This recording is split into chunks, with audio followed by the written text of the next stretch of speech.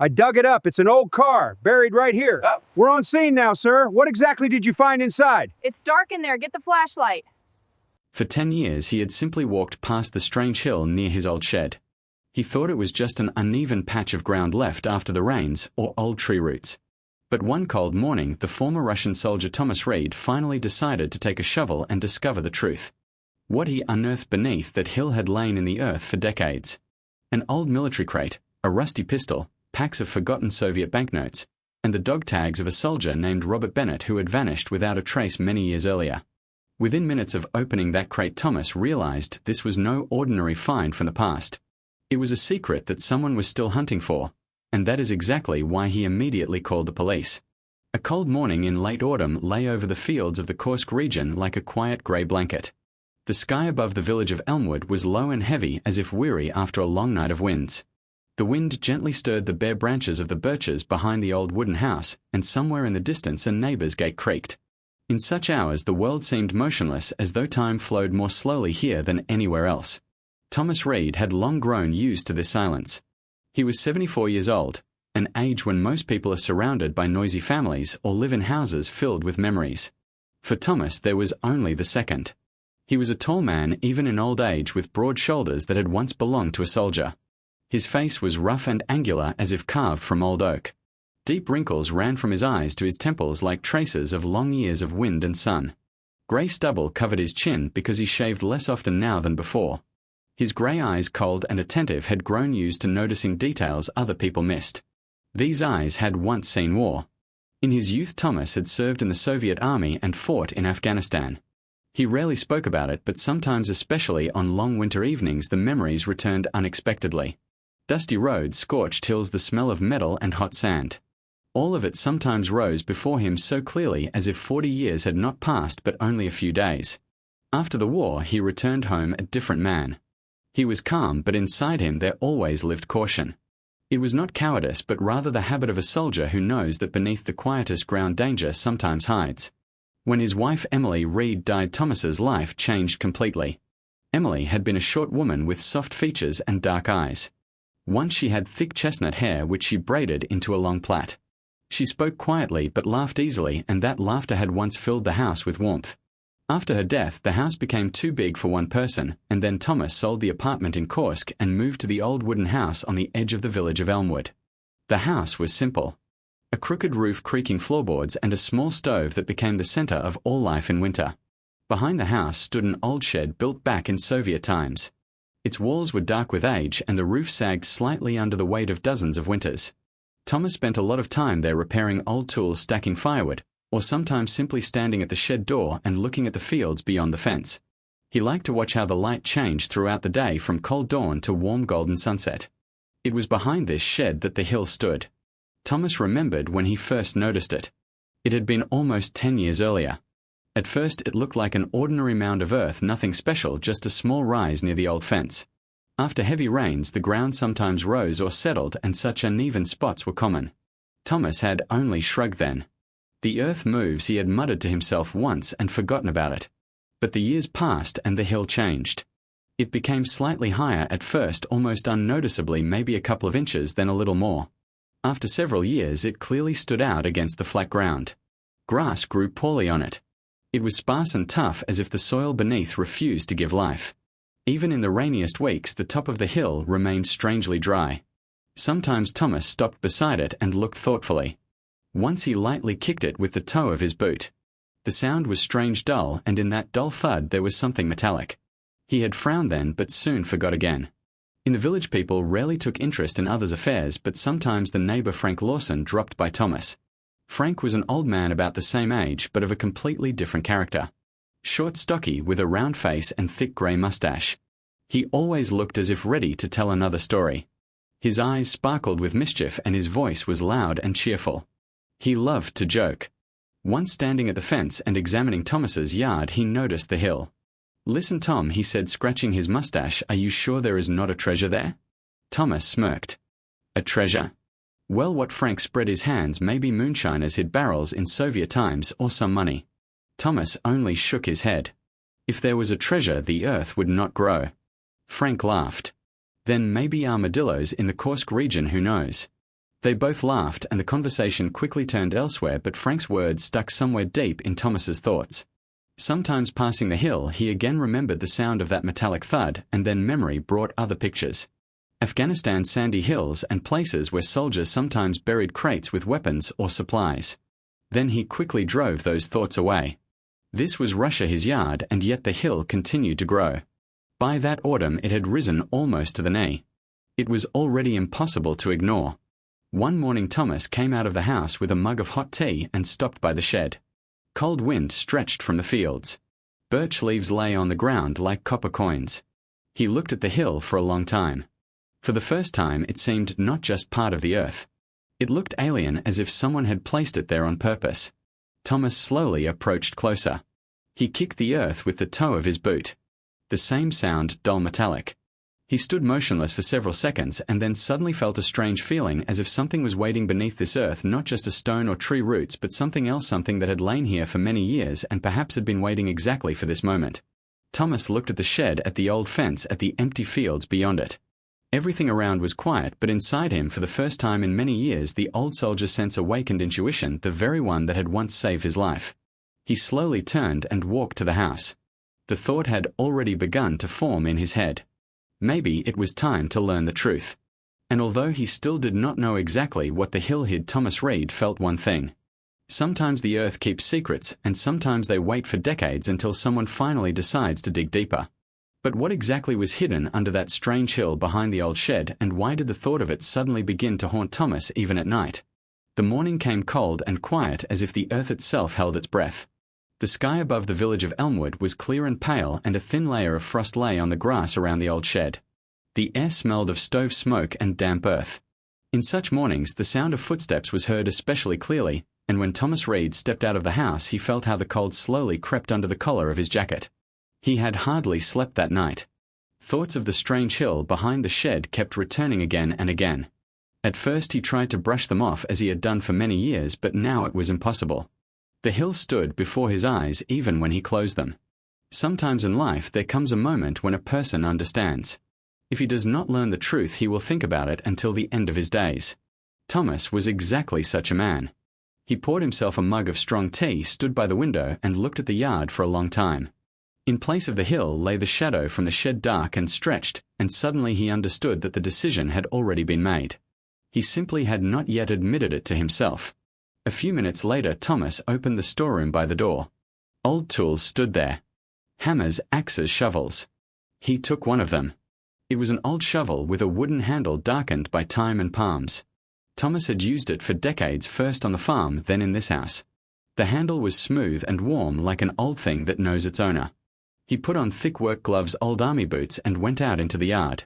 The cold air immediately burned his face. Thomas slowly approached the shed. The old boards creaked under a gust of wind. The hill lay a few steps away, quiet, motionless as always, but today it seemed different. It seemed to be waiting. Thomas stopped beside it and looked at it for several seconds. The soldier's habit does not disappear even after decades. He always observed first. The earth around was slightly damp from the night frost, but the top of the hill remained dry as before. Well then, he said quietly. He thrust the shovel into the earth. The first layer of soil was soft. The shovel entered easily, and Thomas tossed the clump aside, then another and another. He worked calmly and methodically as he had done all his life. Every movement was confident and precise. Several minutes passed.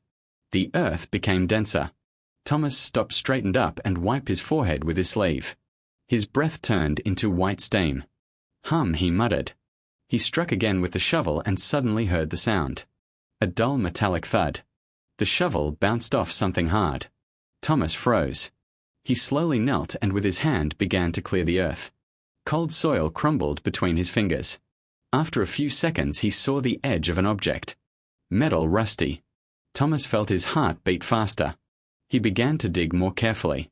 The earth gradually revealed the shape of the object, first a corner, then a flat surface. After a few minutes it became clear this was no mere piece of metal. It was a crate, a large metal crate. Thomas stepped back and looked attentively at the find. The crate was almost 3 feet long and about 1.5 feet wide. Its surface was covered with a thick layer of rust. The edges were rough and heavy. That was how military crates looked, and Thomas recognized it at once. He ran his hand over it, clearing the metal from dirt. Beneath, the rust remnants of green paint showed through army paint. Thomas felt a strange feeling, as if the past had suddenly opened a door. He continued digging until he freed most of the crate. The earth held it tightly, as if unwilling to let go, but gradually the crate appeared completely. Now it was clear it had really been hidden on purpose. It lay evenly, neatly. That does not happen by accident. Thomas stood and looked at the shed. "Damn," he said quietly. He remembered soldiers' stories about caches, about things sometimes hidden for years. Thomas went into the shed. Inside it smelled of old wood, machine oil, and iron. On the shelf he found a crowbar and a heavy hammer. Returning to the crate, he knelt beside it. The lid was closed tightly. Rusty hinges seemed fused with the metal. Thomas inserted the crowbar under the edge of the lid and pressed. The metal creaked. He pressed harder. There was a dry crack. One hinge broke. Thomas stopped for a second. A strange feeling ran down his back. He pressed again. The lid slowly rose. The smell of old metal and damp fabric rose from inside. Thomas leaned in and looked. At first he understood nothing, then his eyes adjusted to the shadow and he saw. On top lay folded military uniform, old, faded but neatly folded. On the sleeve one could still make out remnants of a patch. Thomas carefully took it out. The fabric was coarse and cold. Beneath the uniform lay boxes. Cartridges, old army cartridges. Nearby lay a pistol. Thomas recognized it at once. A Makarov pistol. It lay heavy and cold, covered with a light layer of rust. "Good Lord," he said quietly. But the contents of the crate did not end there. In the corner lay a dense canvas bag. Thomas untied it. Inside were banknotes, old Soviet banknotes stacked in packs. Some were tied with paper bands from banks. He looked at them for several seconds, then noticed one more thing. A chain. Dog tags hung on it. Thomas took them in his hands. The metal was cold. He read the name. Robert Bennett. Thomas felt a strange sensation, as if a person who had not been here for a long time had appeared nearby. He looked into the crate again. Uniform, pistol cartridges, banknotes, and dog tags. These were not just things. This was the life of a man who had once stood here, perhaps exactly on this spot. It was he who had buried this crate. Thomas slowly sat on the ground. The wind quietly rustled the dry grass. His heart beat slowly but heavily. He looked at the dog tags again. "Robert Bennett," he said quietly. The name sounded in the empty yard almost like a voice. Thomas suddenly understood one thing. This crate had not been lost. It had been hidden, and hidden very carefully, and that meant there had been a reason. And perhaps someone once wanted it never to be found. But now the crate lay before him, and the dog tags meant that this story had a beginning. But where was its end? Evening descended on the village of Elmwood quietly and slowly, like old snow settling on the ground without sound. Twilight thickened over the fields, and cold wind carefully touched the birch branches behind the shed. In Thomas Reed's house only one lamp burned over the old kitchen table. Yellow light illuminated the wooden surface on which lay the things from the found crate. Military uniform, Makarov pistol, boxes of cartridges, bag of old Soviet banknotes, and one more thing. Thomas carefully took in his hands a small bundle tied with coarse twine. Letters.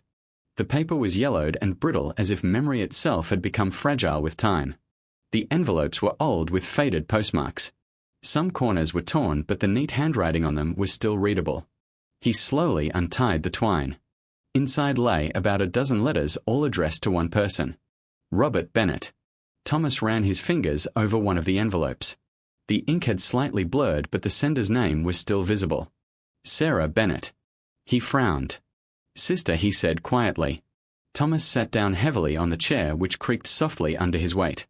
Outside the window the wind grew stronger, and somewhere in the distance a gate slammed. He carefully opened the first letter. The paper rustled softly. The handwriting was neat, almost school-like. Rounded letters, even lines. Such handwriting often belongs to patient and calm people. Thomas began to read. The letter was dated 1980. The words were simple but warm. Sarah wrote about home.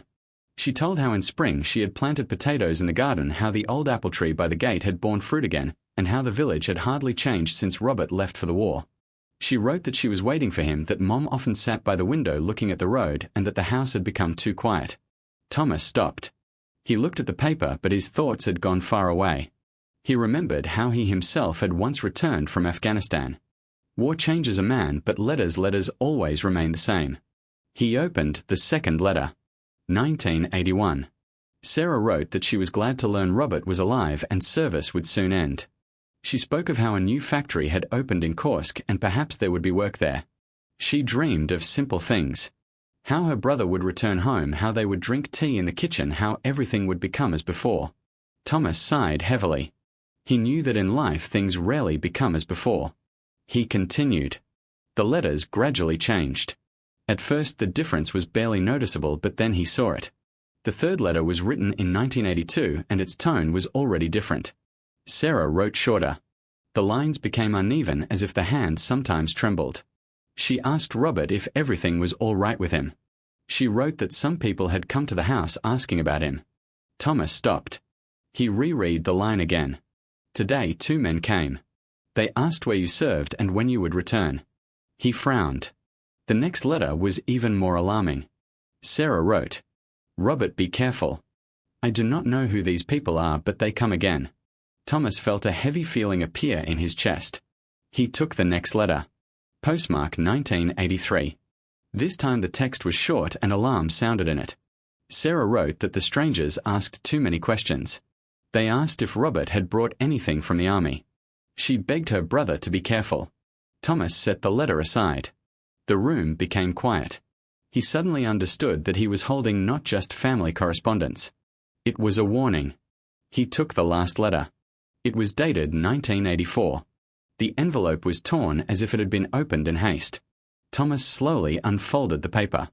The handwriting was the same, but the lines had become sharp as if Sarah had written quickly and in fear. He began to read. Robert, if you received this letter, please listen to me. Thomas felt cold run down his spine. He continued. I do not know whom to trust. People came again. They asked about the crate. I told them nothing. He stopped. The crate. Thomas slowly raised his eyes. On the table lay that very crate. He looked at the letter again. If you are still keeping it, hide it better and trust no one, even those who say they are helping. The last line was written unevenly. Please be careful. Thomas folded the letter. The room was so quiet he heard the ticking of the old clock on the wall. He looked at the things on the table. Uniform, pistol cartridges, banknotes, and this crate. Now everything looked different. This was no longer just a soldier's cash. It was something else. Thomas slowly ran his hand over the dog tags. Robert Bennett. The name now sounded different, as if behind it stood a whole story, a story that had ended badly. He remembered one line from the letter. People ask about the crate. Thomas frowned. If someone had been looking for this crate, then it had been important, very important. He looked at the window. The night had become almost black. The wind rocked the tree branches, and suddenly Thomas felt strange anxiety. He understood one thing. This crate had been hidden for a reason, and if it had been sought, then perhaps it was still being sought. He carefully folded the letters back, then took the dog tags and looked at the name for a long time. Who were you, Robert? He said quietly. There was no answer, but now Thomas knew one thing. If he wanted to understand this story, he needed to learn more. He rose and approached the old cupboard where the village documents lay, but then stopped. No, here he would find nothing. If the name Robert Bennett was really connected with something serious, the traces had to be in archives and newspapers, in old records. He slowly looked at the letters. The decision came by itself. Tomorrow morning he would go to the district center, to the library, and try to find everything possible about the man named Robert Bennett. But Thomas still did not know that some stories buried decades ago are sometimes better left undisturbed. Grey morning met Thomas with thick fog slowly creeping over the fields of the Kursk region. The road to the district center took almost an hour. The old bus that ran between villages creaked at every bump. Its metal body shook and the windows quietly rang with every turn. Thomas sat by the window silently looking at the winter fields. His thoughts were far away. On his knees lay an old leather folder. Inside were several of Sarah Bennett's letters and Robert Bennett's dog tags. Thomas had taken them with him without knowing why, perhaps simply because he now felt a strange responsibility for this story. The bus stopped at a small square. This was the town of Oak Ridge, an old district center where time seemed to move more slowly. Here stood two-story buildings of the Soviet-era faded shop signs and a monument to soldiers on the central square. Thomas headed to the library building. The library was in an old brick house built back in the 60s. The door opened heavily when he pushed it with his shoulder. Inside it smelled of dust-old books and paper. The silence here was almost church-like. Behind a long wooden counter sat a woman. Her name was Irene Collins. She was about 40 tall, slender, with neatly gathered light brown hair. Her face was calm and strict, and thin glasses in a metal frame sat on her nose. Such people usually look as if they know more than they say. Irene raised her gaze from the magazine. Hello, her voice was soft but businesslike. How may I help you? Thomas removed his cap. I need old newspapers, he said. She slightly tilted her head. For what year? Thomas thought for a second. The 80s, about 1986. Irene looked at him attentively. What exactly are you looking for? Thomas took the dog tags from his pocket. The metal quietly clinked on the counter. A man. The woman leaned closer and read the name. Robert Bennett. She raised her eyebrows. Military looks like it. Irene looked at the dog tags for several seconds as if remembering something, then nodded. Wait. She rose and went to the back shelves. Thomas noticed she moved confidently and calmly, the way people walk who have worked among books for many years. A couple of minutes later, she returned with several thick-bound volumes of newspapers. She placed them on the table. Newspapers for 1986 and 1987. Thomas thanked her and sat at the long table. His fingers carefully turned the yellowed pages. The paper quietly rustled. The clock on the wall slowly counted time. Almost an hour passed. At first he found nothing. Thomas was already about to close the next volume when suddenly he noticed the familiar surname Bennett. He stopped. The article was small, only a few paragraphs, but beside it stood a photograph. Thomas leaned closer. In the picture was a man about 30 tall, broad-shouldered, with short dark hair, a face with hard features and an attentive gaze. He wore military uniform. Beneath the photograph stood the caption, Sergeant Robert Bennett returns home after service in Afghanistan. Thomas felt a strange sensation. This was the face of the man whose things now lay in his house. He began to read the article. It said that Robert Bennett had served in the Soviet Army in Afghanistan and had been awarded the Order of the Red Star for bravery. Thomas quietly whistled. The Red Star, that was a serious award. Such medals were not given for ordinary service. He continued. The article said that after returning, Bennett planned to live in the native district and get a job at the mechanical plant. That was all it ended with. Thomas turned several pages, then several more, and suddenly found another notice. It was printed in small type.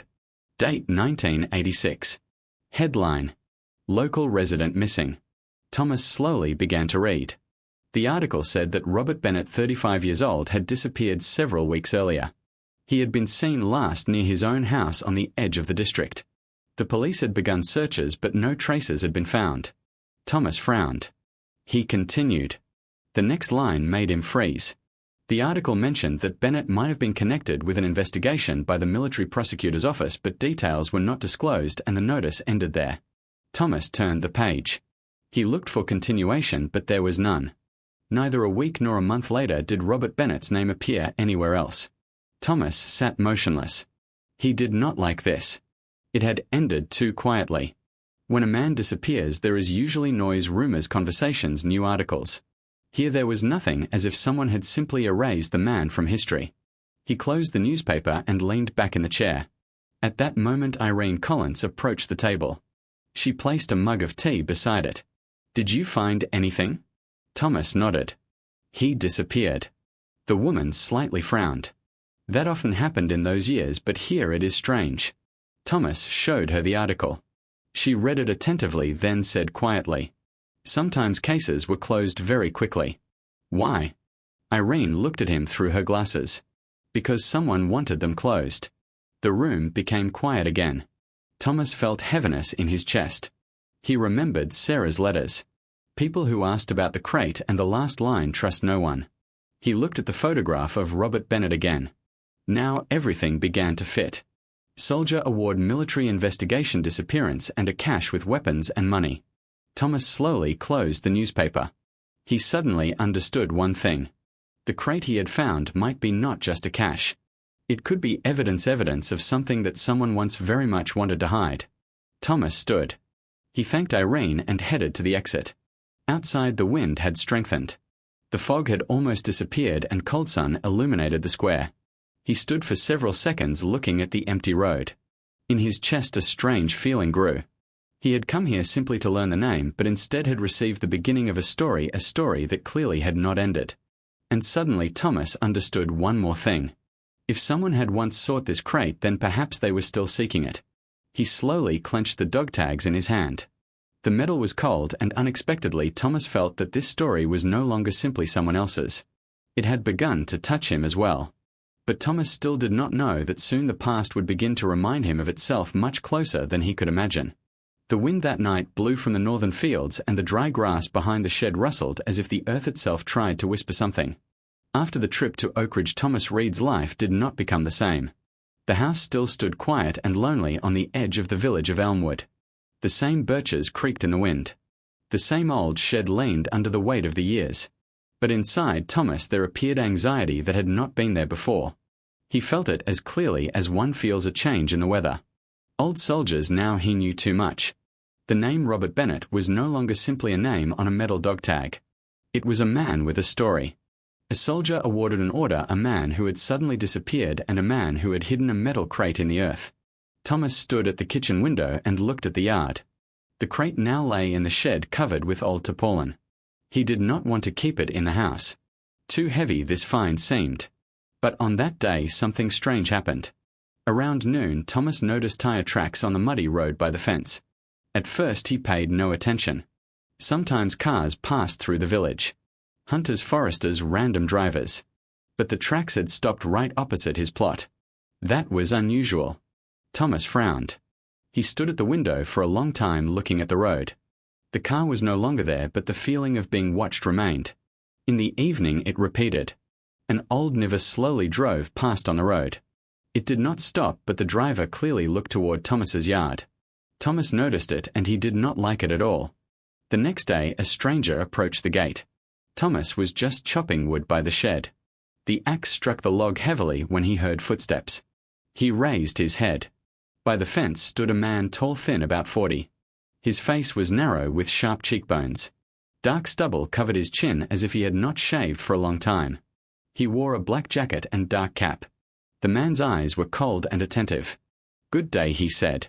His voice was calm, but caution sounded in it. Thomas set the axe on the stump. "Good day." The man approached the gate closer. "I am interested in the history of old houses in this district," he said. Thomas immediately felt this was a lie. The answer had been spoken too quickly. The stranger examined the yard too attentively, especially the shed. "And what exactly interests you?"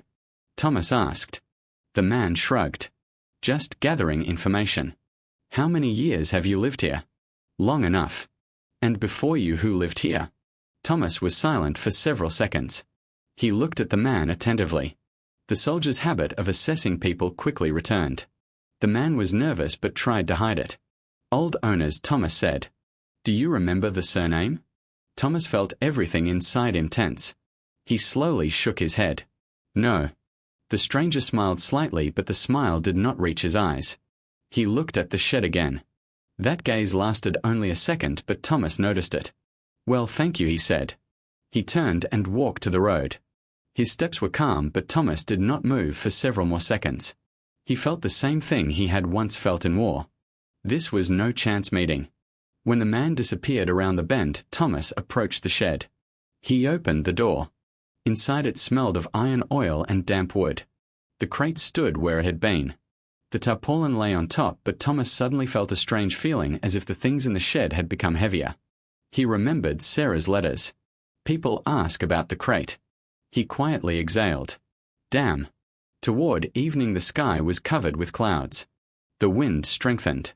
Thomas sat in the house drinking tea when he heard a sound quiet as if someone had stepped on the grass. He slowly approached the window and froze. By the far fence stood a figure. The person was almost hidden by darkness, but the silhouette was clearly visible. The man simply stood and looked at the house. Thomas's heart beat slowly and heavily. He was not frightened, but inside rose cold caution. He opened the door and stepped onto the porch. The figure beyond the fence immediately moved. A second later the man disappeared among the trees. Thomas stood in the darkness for a long time. He looked to where the man had just been and understood one thing. Now this was no longer simply a story. Someone knew and someone was searching. He returned to the house. On the table lay Robert Bennett's dog tags. Thomas took them in his hand. The metal was cold. In his memory again rose a line from the letter. They are looking for it. He slowly sat and for the first time in a long time felt that he could not cope with this alone. He remembered a man he had not seen for many years. Alexander Drake. They had served together. Alexander was several years older than him, a tall, broad-shouldered man with thick grey mustache and heavy gaze. Once he had been an officer in the military prosecutor's office. Unlike Thomas, who after service had gone into quiet life, Alexander had continued working in the system. He handled investigations and knew how to seek truth. The last time they had met was almost 15 years earlier, but Thomas knew that Alexander now lived in the neighbouring region. He approached the old telephone. His fingers paused for a second over the buttons, then he dialed the number. The rings stretched long. Finally, the receiver was lifted. The voice on the other end was deep and hoarse. Yes. Thomas recognized it at once. Alexander, it is Thomas Reed. Several seconds of silence, then the voice became warmer. Thomas, damn, how many years? Too many. What happened? Thomas looked at the dog tags in his hand. I found something. What exactly? Thomas took a deep breath. An old military cache. On the other end of the line it became quiet. Where? At my place in the yard. What is inside? Thomas looked at the table. Uniform, pistol letters, similar things of one soldier. The name. Thomas slowly pronounced. Robert Bennett. The silence lasted several seconds, then Alexander said quietly, This may be a very bad story. Thomas nodded, although the interlocutor could not see it. I already understood. And what do you want? Thomas looked out the window to where the man had recently stood. I think I need help. Good, Alexander said. I will come. Thomas slowly put down the receiver. He looked at the dark yard. The wind rocked the tree branches, and for the first time in a long time Thomas understood one thing. The story he had unearthed was only beginning. Morning came cold and transparent as if the night had washed anxiety from the earth. Thin frost lay on the grass around the old shed, and the sun rose over the fields slowly and pale. Thomas Reed stood at the gate with his hands in the pockets of his old army jacket. He had hardly slept that night. In his head events of the last days turned again and again. The metal crate, Sarah's letters, and the man by the fence. But today everything was to change. Around 9 o'clock in the morning a car appeared on the road. At first Thomas heard the sound of the engine, heavy, rough, familiar. A few seconds later from around the bend appeared an old army UAZ. The car slowly drove up to the gate and stopped. The door opened. From the car stepped a man. It was Alexander Drake. He was taller than Thomas, broad-shouldered, with a massive figure of a man used to long years of service. His hair was almost completely grey, but the thick mustache was still dark. Alexander's face was angular with deep wrinkles near the eyes. These eyes were cold and attentive, the gaze of a man used to reading people and situations quickly. He moved confidently and calmly. Once he had been an investigator in the military prosecutor's office, and even after years that professional habit was felt in him. To observe more than to speak. Alexander stopped at the gate. Thomas, he said. Alexander. They shook hands.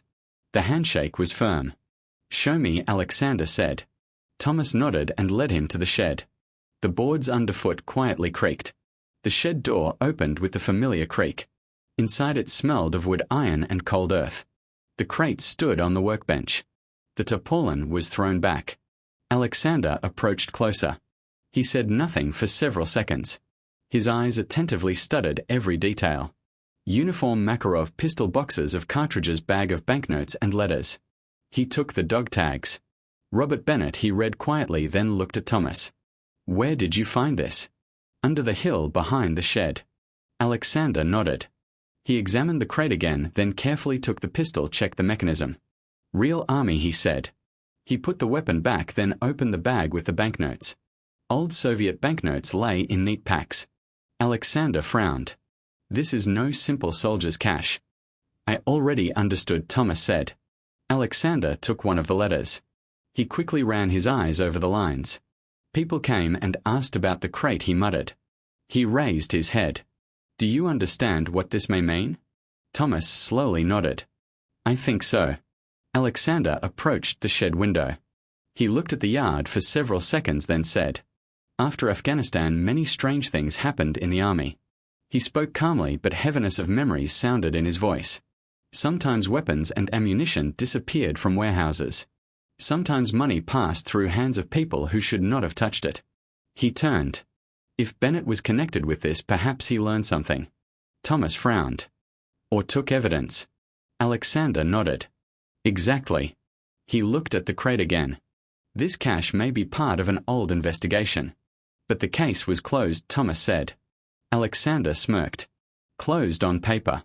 He was silent, then said seriously, Thomas, this is no longer simply a story. He pointed at the crate. These are possible proofs of a crime. Thomas felt something sink heavily inside him. He knew Alexander was right. And what now? He asked. Alexander answered at once. We must hand everything over officially to the police and to the military archive. He looked Thomas straight in the eyes. Otherwise this story may return. Thomas was silent for a long time. He looked at the things on the table, at the uniform, at the letters, at the dog tags. He felt a strange attachment to this story, but he understood some secrets are too heavy for one man. Good, he said at last. Alexander nodded. He took out the telephone. Several hours later, another car drove up to the house. It was a grey official vehicle of the district police. From it stepped two men in uniform. One of them was Senior Captain Andrew Brooks. He was a man about 40, sturdy, with short light hair and a calm gaze. His face was stern but not cruel. He moved confidently and spoke little, the habit of a man who had worked with others' problems for many years. He attentively listened to Thomas and Alexander, then examined the crate. Interesting find, he said. The policeman carefully began to describe the things. Every item was photographed, every item placed in special bags. Uniform, pistol cartridges, letters, banknotes, dog tags. Captain Andrew Brooks placed a seal on the box with evidence. This will be sent for examination, he said. Thomas stood nearby and silently watched. When the crate was finally carried out of the shed, he felt a strange emptiness, as if from the house they had carried not simply things but a piece of history. The police car drove away. Toward evening, the dust slowly settled on the road. Thomas stood at the gate looking after it. Alexander approached him. You did everything correctly. Thomas nodded. I hope. Alexander sat in his UAZ. If anything surfaces, they will inform me. Thank you. Alexander started the engine. Take care of yourself, Thomas. The car drove away. The yard became quiet again, and in the following days something strange happened. The cars that had appeared on the road no longer returned. The strangers disappeared. At night no one stood by the fence anymore. The village again became what it had been before. Quiet calm. A week later, Thomas again sat on the porch of his house. The sun slowly set behind the fields. He held a mug of tea in his hands. The wind quietly rustled the grass. Thomas looked at the place behind the shed where the hill had once been. Now there was simply flat earth. The story seemed closed, but sometimes when the evening became especially quiet, Thomas thought about the man whose things had lain in that crate, about the soldier named Robert Bennett, the man who had once buried his story in the earth and disappeared. Spring came quietly, as if the earth had grown tired of the long winter and decided to sigh at last freely. The snow in the fields around the village of Elmwood melted slowly. Water flowed in thin streams along the old road, and the dark, damp earth again began to smell of life. Birches behind the shed released the first buds, and the air became softer than in the long months of cold. Thomas Reed stood at the porch of his house and looked at the yard. The place behind the shed where the strange hill had once risen was now almost even. Winter had smoothed the traces of the digging, and spring rains had made the earth dark and soft. If a person had appeared here for the first time, he would never have guessed that beneath this earth there had once lain an old metal crate. But Thomas remembered. He remembered every detail. The rustle of the shovel, the smell of rust, the name on the cold dog tags, Robert Bennett. Thomas quietly sighed and stepped down from the porch. Beside him, his old dog walked unhurriedly. The dog was called Bailey. It was a large yard dog of mixed breed, already grey on the muzzle with thick dark red fur and the heavy gait of an old guard. Bailey was about 12 years old, and in recent years he moved slowly but still kept calm strength. His eyes were warm and attentive like those of an animal that had lived beside a man for a long life. Bailey stopped by the old shed and quietly snorted, sniffing the earth. Thomas smiled. "Remember too?" "Yes," he said quietly. The dog slowly sat beside him. In recent weeks, life had become calmer again. After the police had taken the crate, the strange cars no longer appeared. The strangers had disappeared from the road. By night, the yard was quiet again. Alexander Drake sometimes called.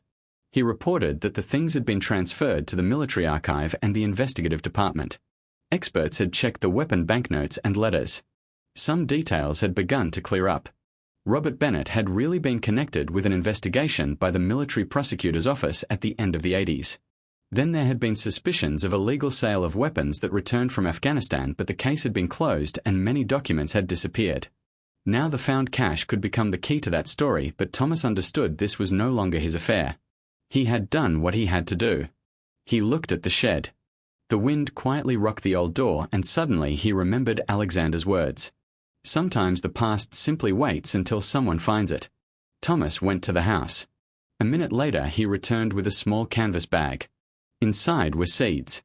These were seeds of Siberian field flowers that his wife Emily had once brought from a trip to the Altai. She had loved flowers, especially simple wild plants that could grow even on poor soil. Thomas had kept these seeds for a long time. He did not know why he had decided to plant them exactly now, but the decision had come by itself. He approached the place where the hill had once been. Bailey calmly lay nearby watching. Thomas squatted and with his fingers loosened the earth. It was soft after the spring rains. He poured the seeds into his palm, small, almost weightless, and suddenly Thomas felt strange calm. He thought about Robert Bennett, about the soldier who had once returned from the war, about the man who had perhaps tried to do the right thing but had found himself in a story too complicated for one man. Thomas carefully scattered the seeds over the earth, then covered them with a thin layer of soil. He said nothing, but in this gesture there was something like memory and respect. Bailey quietly rose and approached closer. He sniffed the earth, then looked at Thomas. "Everything is good," Thomas said quietly. The wind softly passed over the field. Birds somewhere in the distance began to sing. Spring gradually returned sounds to the world. Thomas rose. He looked at the place where he had just planted the seeds. Now there was nothing special there, simply dark earth, but he knew that in a few weeks flowers would appear here, small, bright, wild, and perhaps no one except him would know why they grew exactly here. In the evening, Thomas again sat on the porch. The sun slowly sank behind the horizon. Bailey lay nearby, resting his head on his paws. Thomas looked at the field. Sometimes it seemed to him that the past was still somewhere nearby, but now it no longer pressed on him. He felt as if some old door had closed. A month later the earth behind the shed changed. At first small green shoots appeared, then thin stems, and one morning Thomas saw the first flowers. Small violet and yellow. They quietly swayed in the wind. Thomas looked at them for a long time. He suddenly felt strange warmth, as if something had finally fallen into place. He thought about Robert Bennett, about the man who had disappeared but whose story had nevertheless returned to the world. Thomas said quietly, "Now you will not be forgotten." The wind passed over the grass and the flowers on the side of the old hill swayed as if answering him. Sometimes it seems that miracles happen somewhere far away, in books and legends or in the lives of other people. But the truth is that a miracle often hides in the simplest places of our life. Under old earth, in forgotten things, in a chance find, or in the decision of one man to act correctly. Thomas's story reminds us that God sometimes acts quietly, not with thunder and not with lightning, but through small events that gradually bring truth to light. What was hidden for decades will one day come out anyway, because every story has its time appointed from above. In our everyday life, we too often stand before a choice: to pass by or to take a step forward, to close our eyes or to seek truth. And perhaps it is in such moments that God tests our hearts. If this story touched you, share it with those to whom it may give hope. Write in the comments from what city or country you are watching this. It will be very interesting for me to learn where the people live to whom such stories are close. And if you like such tales, do not forget to subscribe to the channel so as not to miss new stories about secrets, fates, and unexpected miracles of life. May God bless you and your loved ones, grant peace to your home, strength to your heart, and light on your path.